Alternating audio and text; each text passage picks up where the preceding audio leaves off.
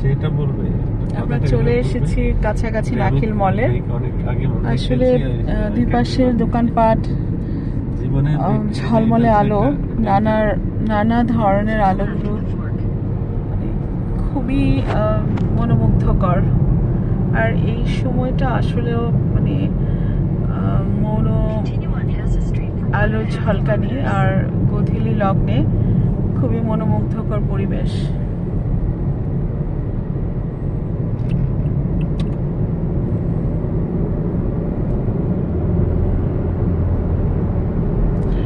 আমার বাচ্চারা যাবে, এবার ওরা ট্রাভেল করবে কাতার এয়ারলাইন্সে। ওদের অ্যারাউন্ড 28 to 30 আওয়ার্সের জার্নি হবে কমপ্লিট। 22 না টোটাল? আর ট্রানজিট নিয়ে বলছো? আচ্ছা, এনিওয়ে 22 to 26, কারণ আগে পিছে লাগে তো সময়। আর এখান থেকে 1 ঘন্টা হচ্ছে কাতার যাবে।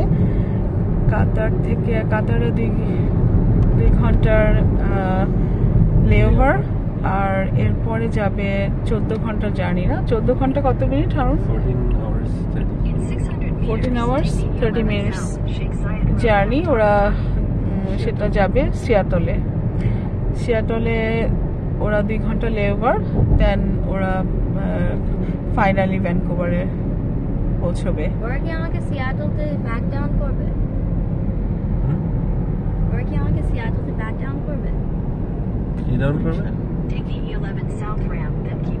সিয়াটলে অনলি তোমাদের 2 ঘন্টা সময় পাবা। 2 ঘন্টা সময় এক প্লেন চেঞ্জ করতেই, এক প্লেন থেকে নেমে আরেক প্লেনে উঠতেই সময় চলে যায়। ঠিক আছে, অনলি 1 আওয়ার। সেটাই, কিন্তু 2টা ট্রানজিটের জন্য সময়টা বেশি। আচ্ছা, আমাদের আর কতক্ষণ নাখিল মলে?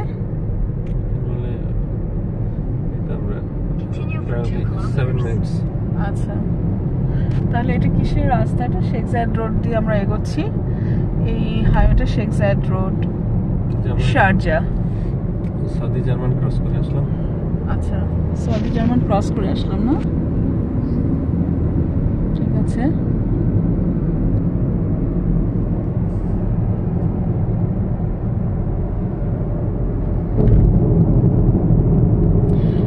পাশের যে ইমারতগুলো, ওগুলো এক একটা থেকে এক একটা ডিজাইন খুবই অত্যাধুনিক এবং ঝলমলে আলোর নানা ধরনের ডিফারেন্ট লাইটিং, যেগুলো অল থ্রো বিল্ডিং এক ধরনের, টপে এক ধরনের।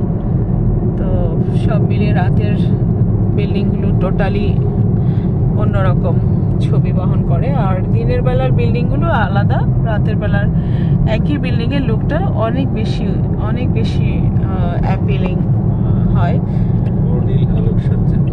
হ্যাঁ, বর্ণিল আলোকসজ্জার মধ্যে ওরা যে খুব কালারফুল ভ্যারাইটিস ইউজ করে তা না, কিন্তু ওদের এই লাইটিংগুলো এক এক বিল্ডিং থেকে এক এক বিল্ডিং ডিফারেন্ট। আর এই জন্য বেশ ভালো লাগে। রাতের দুবাই যখন আমরা ট্রাভেল করি খুবই ভালো লাগে।